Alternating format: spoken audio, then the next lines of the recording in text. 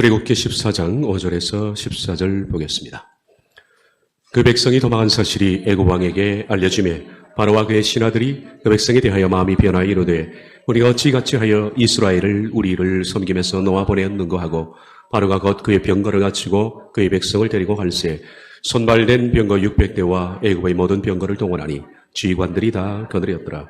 여호와께서 애굽 왕 바로의 마음을 완악하게 하셨으므로 그가 이스라엘 자손의 뒤를 따르니 이스라엘 자손이 담대히 나갔습니다. 애굽 사람들과 바로의 말들, 병거들과 그 마병과 그 군대가 그들의 뒤를 따라 바알스본 맞은편 비아이롯 곁 해변 그들이 친 장막 친 데 미치니라. 바로가 가까이 올 때에 이스라엘 자손이 눈을 들어본즉 애굽 사람들이 자기들 뒤에 이른지라. 이스라엘 자손이 심히 두려워하여 여호와께 부르짖고 또 그들이 모세에게 이르되 애굽에 매장지가 없어서 당신이 우리를 이끌어내어 이 광야에서 죽게 하느냐. 어찌하여 당신이 우리를 애굽에서 이끌어내어 우리에게 이같이 하느냐. 우리가 애굽에서 당신에게 이른 말이 이것이 아니냐. 이르기를 우리를 내버려 두라. 우리가 애굽 사람을 섬길 것이라 하지 아니하더냐. 애굽 사람을 섬기는 것이 광야에서 죽는 것보다 낫겠노라. 모세가 백성에게 이르되 너희는 두려워하지 말고 가만히 있어서 여호와께서 오늘 너희를 위하여 행하시는 구원을 보라. 너희가 본 애굽 사람을 영원히 다시 보지 못하리라. 여호와께서 너희를 위하여 싸우시리니 너희는 가만히 있을지니라. 아멘.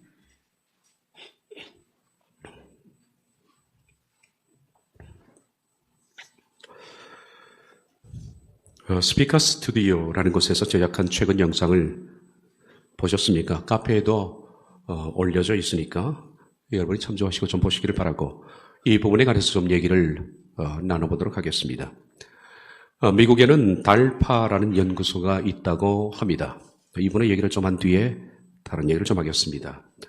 달파라는 연구소를 제가 위키백과사전에 찾아보니까 이렇게 나와 있습니다. 방위 고등 연구계획국 달파입니다.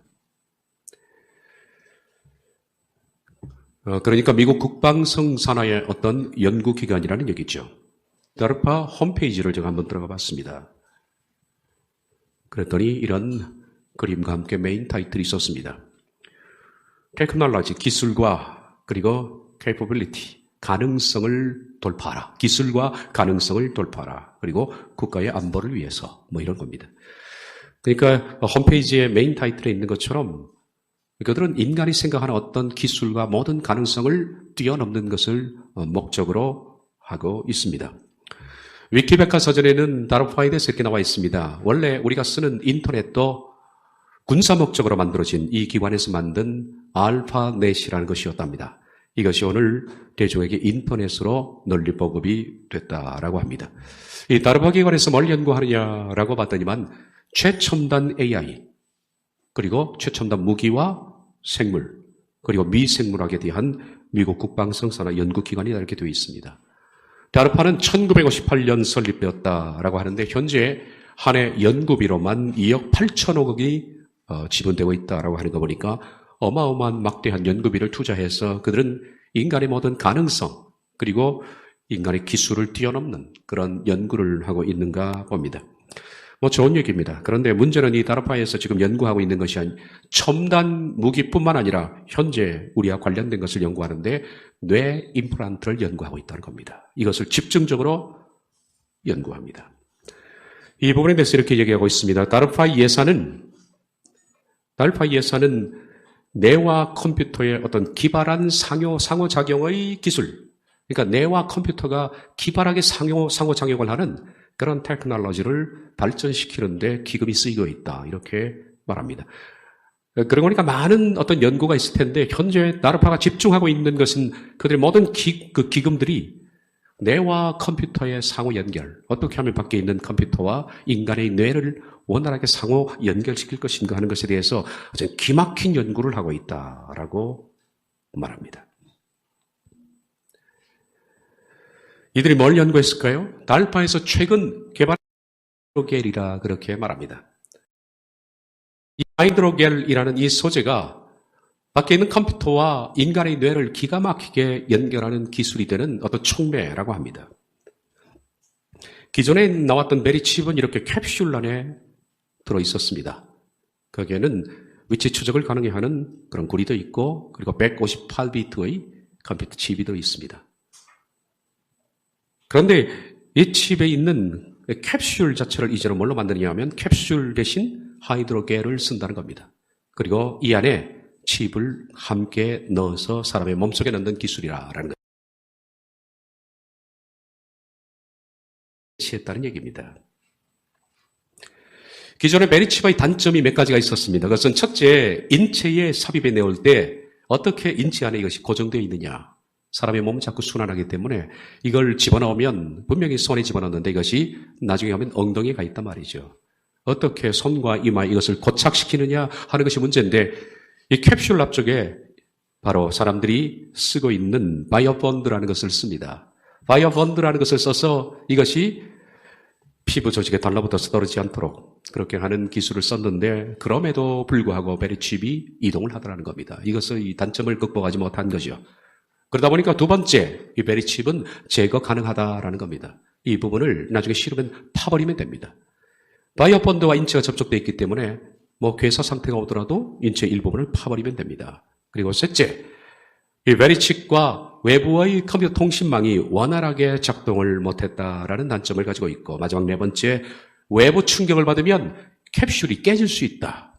그러면 캡슐 안에 있는 리튬 전지가 나와서 사람의 인체를 고통스럽게 한다라는 단점을 가지고 있었습니다. 이 모든 네 가지 단점을 한꺼번에 극복한 것이 하이드로겔입니다. 이 하이드로겔이라는 이 겔이라니까 그냥 물컹물컹하죠. 여기에다가 칩 안에 있는 초점의 센서를 결합시키면 하이드로겔 센서가 되겠죠. 이것을 주사기를 이용해서 사람의 인체에 삽입해 넣으면 됩니다. 기존의 베리칩은 말씀드린 것처럼 바이오본드로 사람의 손과 이마 속에 집어넣어서 그것을 고착시키려고 했는데 자주 이동을 했다 그랬죠. 그런데 이 하이드로겔 이것이 인체에 들어가면 스며드는 경향이 있는 겁니다. 뼈에 들어가면 뼛속으로 스며들어 버립니다. 그리고 피부 속에 들어가면 피부와 완전히 똑같이 변합니다. 그러니까 제거가 불가능한 겁니다. 자신의 몸에 또한 어느 곳에 센서가 붙어 있는지를 모릅니다. 그 센서는 MRI나 엑스레이를 통해서도 나타나지 않으니까 제거가 불가능하답니다. 한번 받으면. 그리고 또한 하이드로겔이니까 부셔질 염려도 없는 겁니다. 뿐만 아니라 하이드로겔의 최고의 장점 중에 하나가 뭐냐면 5G 통신과 기가 막히게 상호작용을 하더라는 겁니다. 그래서 5G가 함께 개발되어야만 하이드로겔은 빛을 발할 수 있는 겁니다. 우리는 이 하이드로겔 센서가 베리칩과 비교할 수 없을 정도로 한층 더 발전된 기술임을 알 수 있습니다. 그리고 이 기술이 앞으로 ID 2020 프로젝트의 실현을 가능하게 하는 밑거름이 될 것이라는 것은 의심의 여지가 없습니다. 그리고 한국은 이 하이드로겔 센서를 가지고 ID 2020을 실행하는 세계에서 어쩌면 맨 먼저 시작할 수 있는 실험장입니다. 그리고 세계의 리더가 될 것으로 보입니다. 그래서 그 일환으로 한국이 이렇게 길을 쓰고 5G 통신을 개발하고 있는 것입니다. 5G 통신이 처음 나왔을 때 가격은 비싸고 5G 통신이 잘 작동되지 않아서 이런 뉴스 떴습니다. 700만 고객이 호갱이냐 이렇게 얘기를 합니다. 기사를 좀 볼까요? 지난해 4월 8일 문재인 대통령은 서울 올림픽공원에서 진행된 세계 최초 5G 상용화 대한민국이 시작합니다. 기념식에서 5G 상용화를 쾌거라고 표현했다. 당시 문 대통령은 대한민국 표준이 세계 표준이 될 수 있다는 의미라고 강조하면서 5G 상용화를 자축했다. 1년 뒤 이 기대는 여지없이 무너졌다. 지방은 물론 서울 한복판에서도 5G는 온전히 이용할 수가 없다. 대형 건물과 지하에만 들어가면 5G는 홀연히 사라진다. 이동통신사는 가입자 모집에 열을 올렸고 이들의 사탕발림이 넘어가 5G 서비스를 신청한 수백만 명의 가입자는 불안정한 5G 서비스를 사용할 수밖에 없게 되었다. 하지만 정부는 시민이 불만해도 알아보자 하였고 지난 4월 5G 도입 1년 성과를 공개하면서 스스로 최고라고 평가했다. 과학기술정보통신부는 가입자와 기지국이 크게 늘었다. 올해도 5G 산업 육성에 6,500억 원을 투자할 계획이다라고 밝혔다. 왜냐하면 이 망이 깔려야만 하이드로겔 센서를 쓸 수가 있기 때문입니다. 연합뉴스는 이렇게 말합니다. 바로 한국이 이 하이드로겔 센서를 이용한 ID 2020의 선두 주자가 될 것은 분명한 것 같습니다. 왜냐하면 KT와 SK바이오센터에 빌 게이츠가 연구비를 지원했다는 겁니다. 연구비는 그렇게 많지 않습니다만 상징적 의미를 가지고 있는 것 같습니다. 국내 기업들이 빌 게이츠 마이크로소프트 창업자와 아내 멜린다 게이츠가 설립한 게이츠 재단으로부터 코로나19 대응 연구개발 지원금을 투자받았습니다. 게이츠 재단은 KTA 감염병 대비를 위한 차세대 방역 연구에 60억 원을 투자한 데 이어 KT는 그러니까 5G 통신을 위해서 투자한 것이고 SK바이오는 칩 시스템을 위해서 투자한 것 같습니다. SK바이오사이언스의 코로나 백신 19 개발에도 44억 원을 지원하기로 했습니다. KT는 지원 자금을 인공지능 기반 감염병 조기 진단 알고리즘과 통신 데이터를 이용한 감염병 확산 경로 예측 모델 개발에 SK는 백신 후보 물질 발굴에 쓸 계획입니다. 우리가 참 이런 면에 있어서 세계 최초로 선두주자로 나갈 것 같습니다. 그래서 빌 게이츠는 현 MS 회장까지 문 대통령의 리더십에 감사한다라고 했고, 문 대통령은 이에 화답하듯이 빌 게이츠와 코로나 백신 치료제 개발 협력을 약속했다. 이런 것들은 우리에게 서서히 다가오는 덫입니다. 한국은 아이디 2020의 실험장이 될 것이며 우린 최초의 리더가 될 것입니다. 어쩌면 우리들은 세계에 가장 먼저 비아이롯이라는 것에 갇히게 될 것입니다. 우리는 서서히 비아이롯에 갇히고 있습니다. 저 멀리서 서서히 바로 이 군대가 다가오는 것이 보이지 않습니까? 서서히 갇히고 있습니다. 앞으로 이런 일들이 현실화되고 실현될 때 우리 말씀을 나누는 것처럼 홍해의 수칙들을 꼭 기억하시기를 바랍니다. 첫째, 하나님은 나와 함께 하신다. 수칙이 나는 이 사건의 당사자가 아니다. 셋째, 하나님을 바라봐라. 오늘 네 번째입니다. 부르짖어 기도하라. 홍해의 수칙입니다. 출애굽기 14장 9절 10절을 보겠습니다. 애굽 사람들과 바로의 말들, 병거들과 그 마병과 그 군대가 그들의 뒤를 따라 바알수반 맞은편 비아이롯 곁 해변 그들이 장막 친대에 미치니라. 바로가 가까이 올 때 이스라엘 자손이 눈을 들어본즉 애굽 사람들이 자기들 뒤에 이른지라. 이스라엘 자손이 심히 두려워하여 여호와께 부르짖고 라고 되어 있습니다.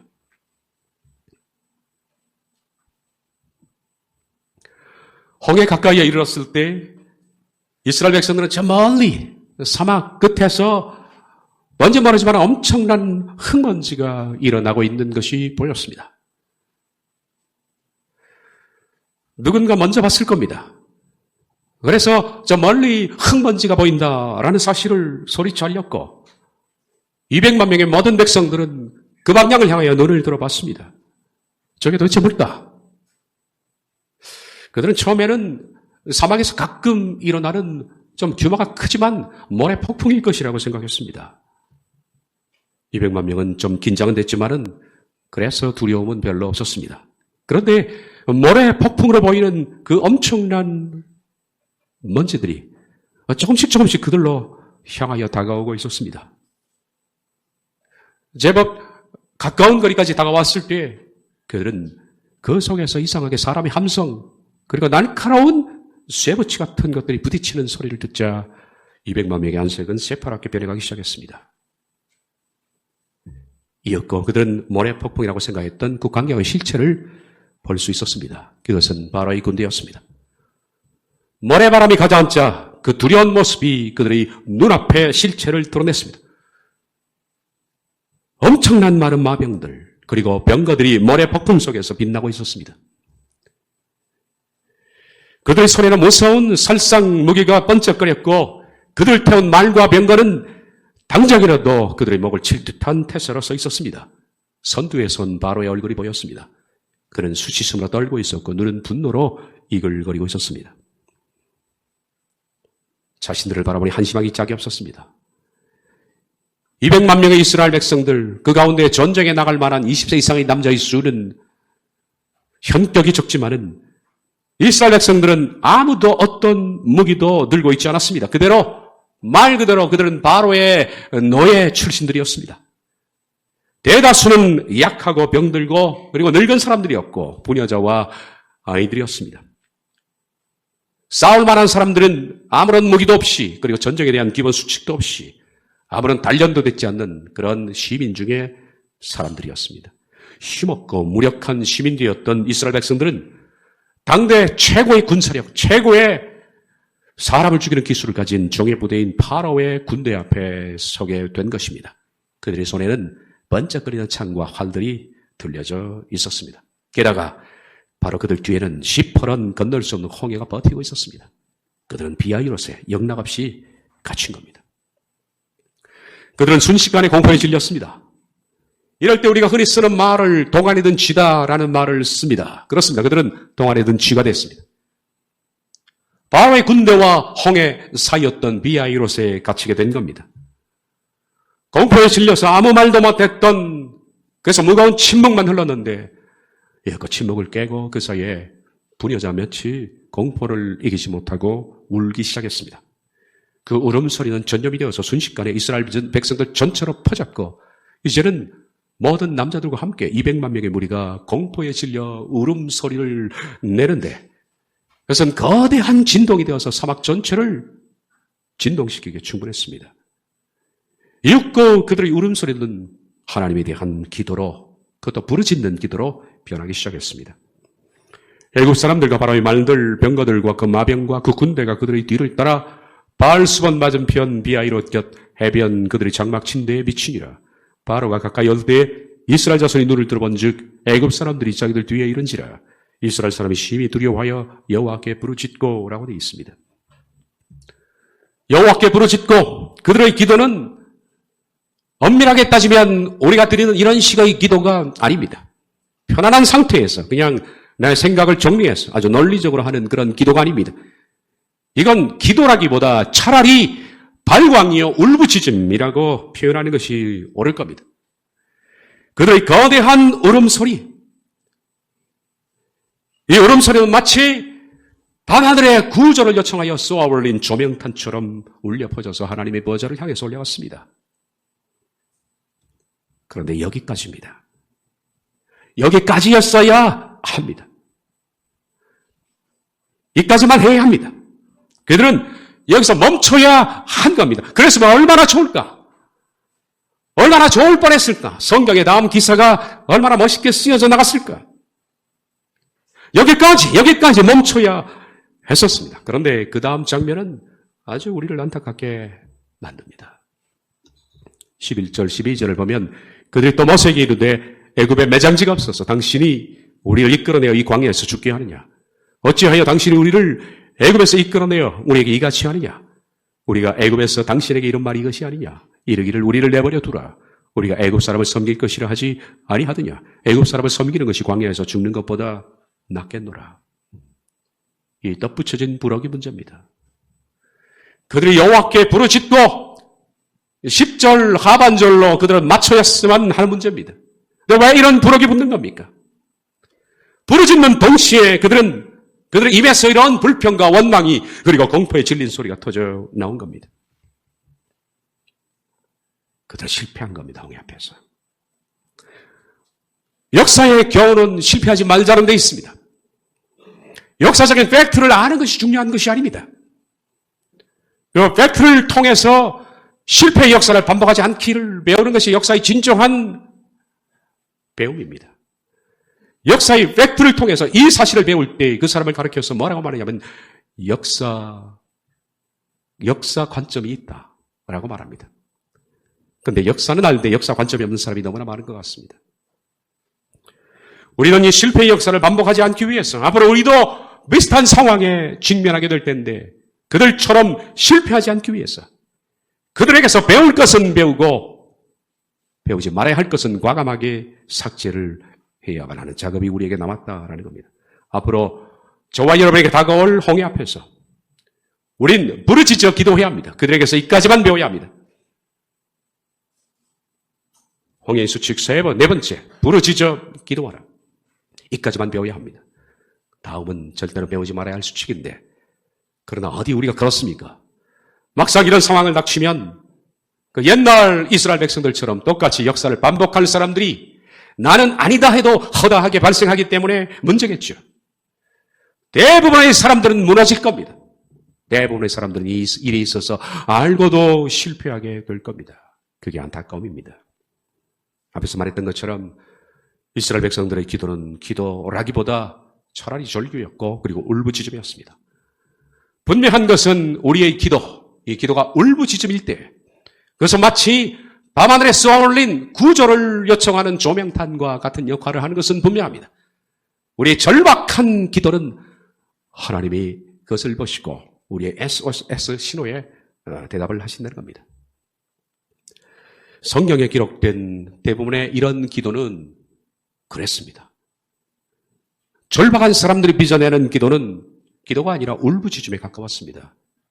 성경에 그런 사람이 많이 있었습니다. 그들은 자신의 상황 속에서 격한 감정으로 하나님을 향해서 울었습니다. 그리고 부르짖기 시작했습니다.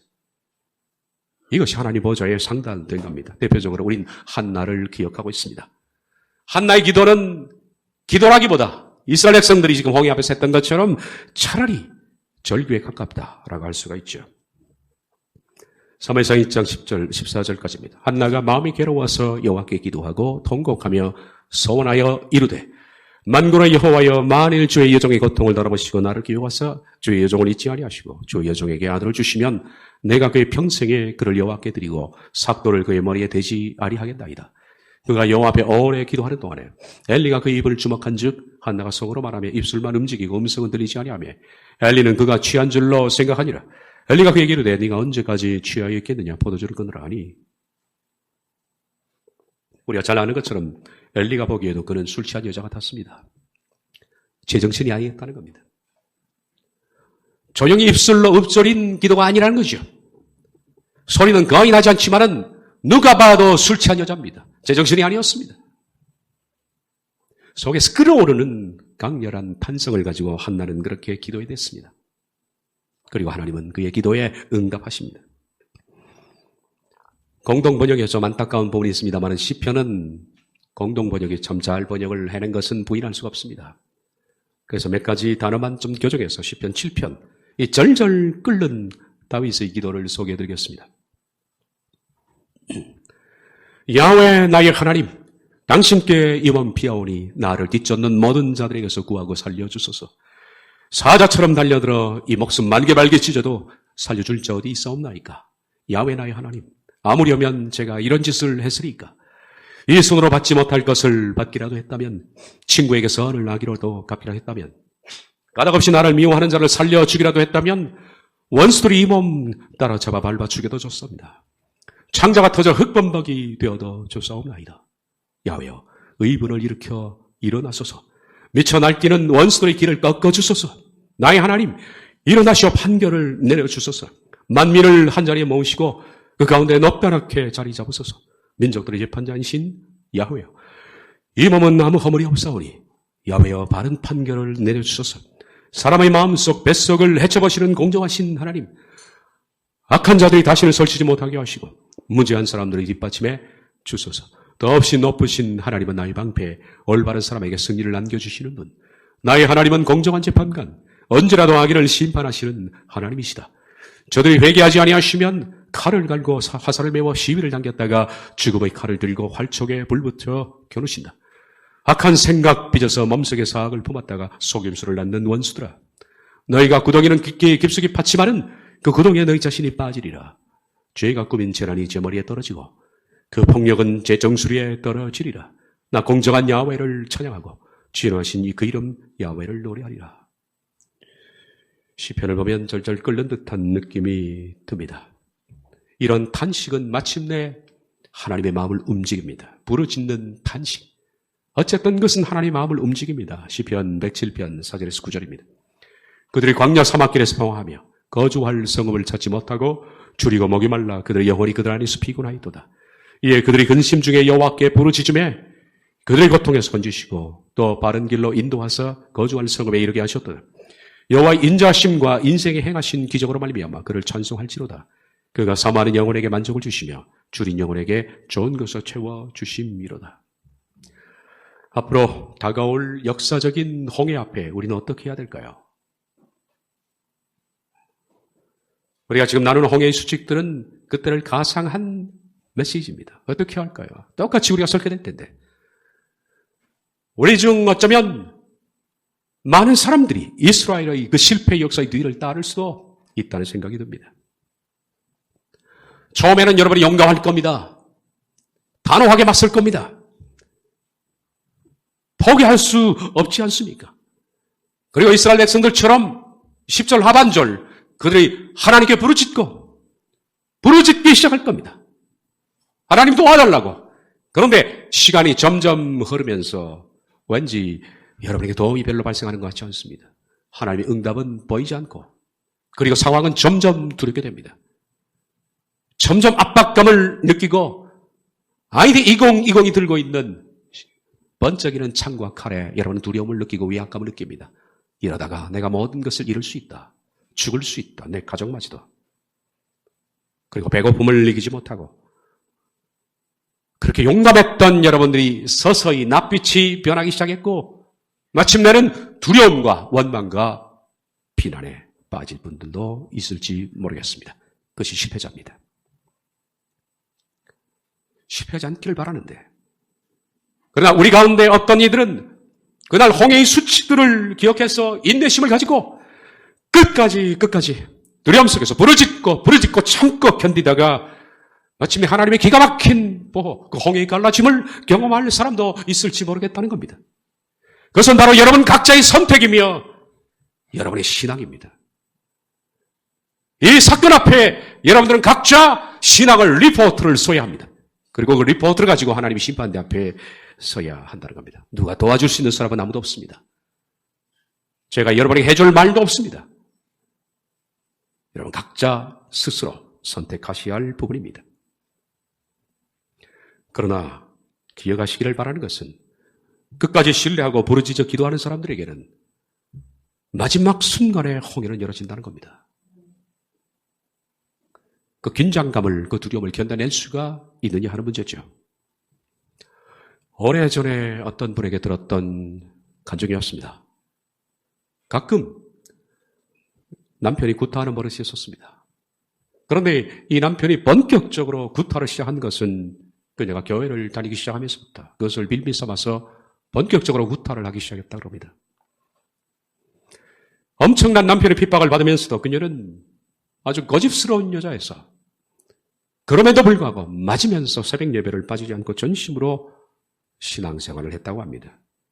그러면 그럴수록 가정생활은 더욱 충실해서 가정에 손볼 것 없이 더욱 충실하게 가정을 꾸려나갔다고 합니다. 한 번은 남편이 얼마나 세게 구타를 했는지 다리 인대가 파열이 됐다고 합니다.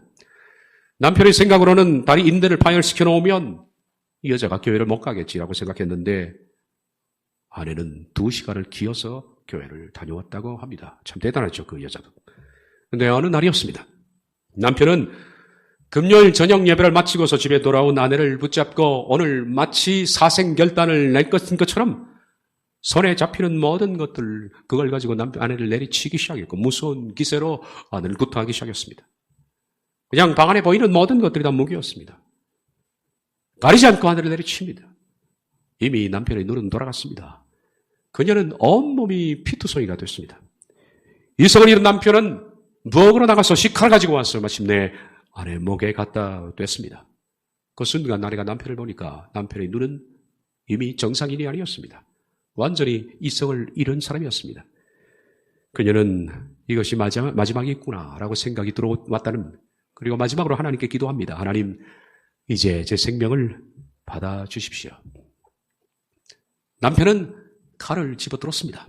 그리고 아내를 향해서 찌르려고 내려들었는데 그때 거실에 전화벨이 울렸다는 겁니다.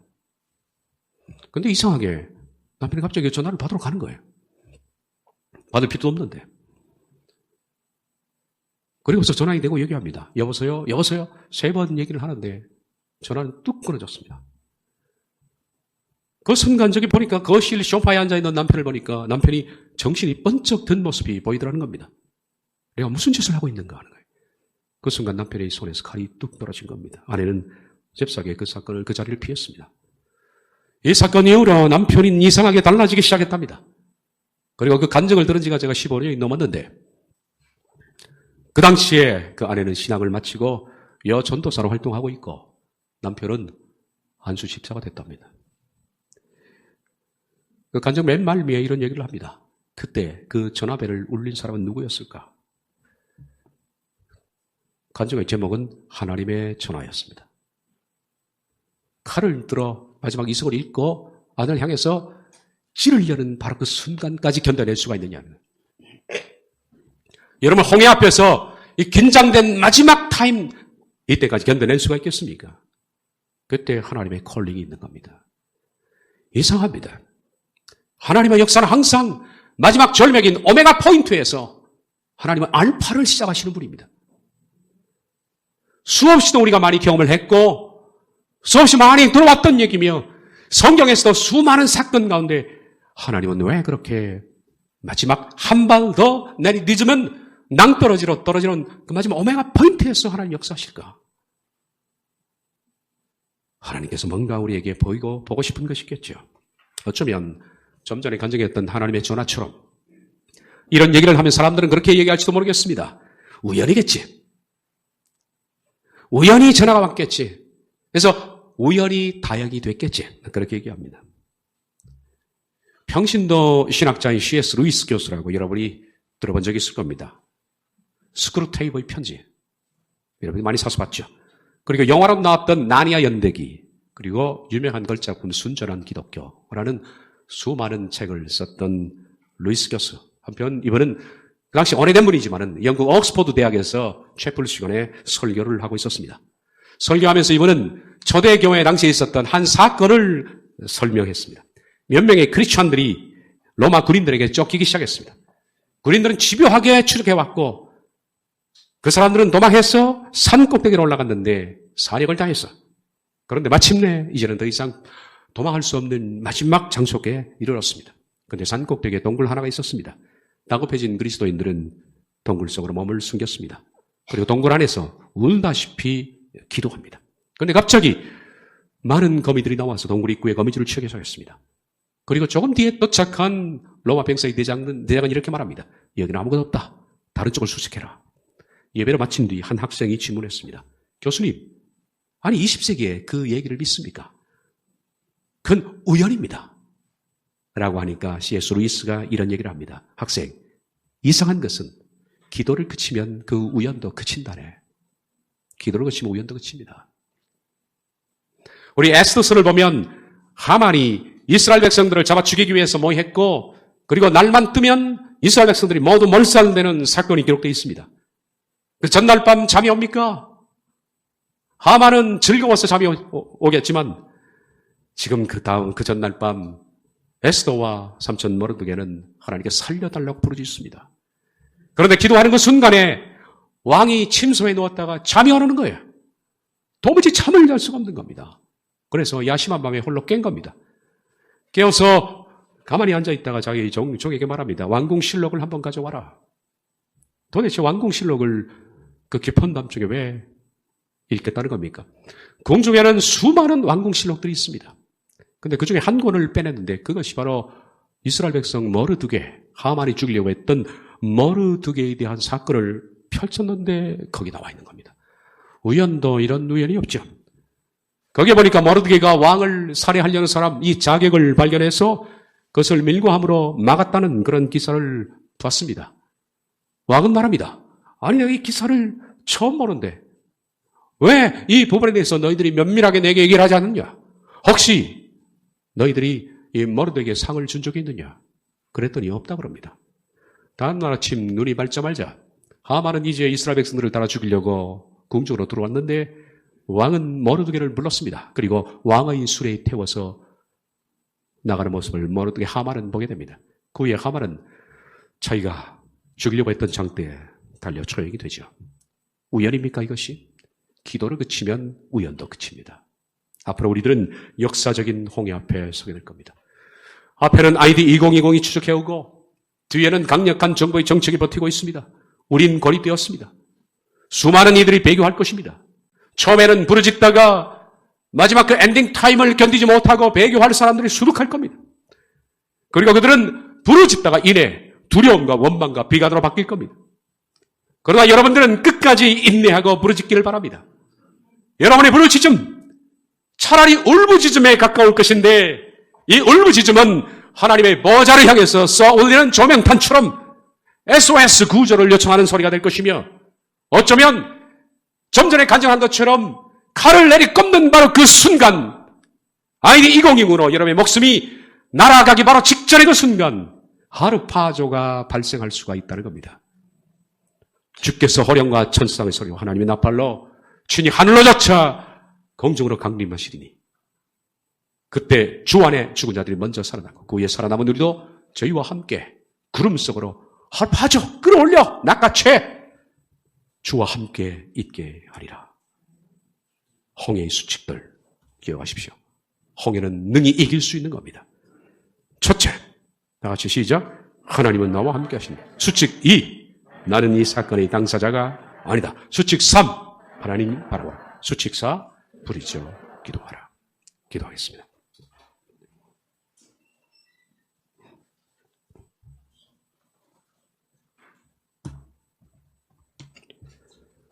마지막 순간까지 하나님에 대한 신뢰의 끈을 놓지 않을 수 있을까? 내 목을 향해서 날아오는 칼날, 그 칼날을 보면서까지도 설령 목이 떨어져도 관계없는 그 두려운 상황을 우리가 이겨낼 수 있을까? 자비하신 하나님, 우리들은 끝까지 내 목숨 주께 바쳐야 합니다. 이 목숨 주신 분도 하나님인데 하나님께 드린들 뭐가 받겠습니까? 어차피 내 것은 없기 때문입니다. 우리 교우들에게 힘을 주시옵소서. 이겨내게 해요 주시옵소서. 예수님의 이름으로 기도하옵나이다. 아멘.